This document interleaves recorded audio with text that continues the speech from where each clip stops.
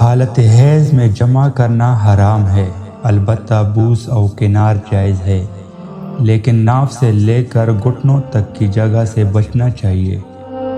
بیوی کے ساتھ لیٹنا اور سونا بھی جائز ہے، لیکن بغیر لباس کے نہیں۔ اگر 10 دن حیض کے پورے ہو گئے تو پھر جمع جائز ہے، لیکن بہتر یہ ہے کہ وہ غسل کرے، اس کے بعد جمع کا ہو۔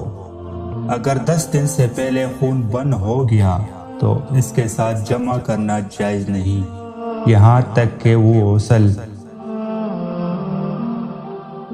غسل کرے یا خون بند ہونے کے بعد پورا وقت نماز کا گزر جائے، یعنی عورت کو آخری وقت نماز میں اتنا وقت مل جائے کہ اس میں نہایا اور تکبیر پڑھی جا سکے تو پھر جمع جائز ہے۔ اگر عادت سے پہلے خون بند ہو گیا تو جمع جائز نہیں، یہاں تک کہ عادت کے دن گزر جائے۔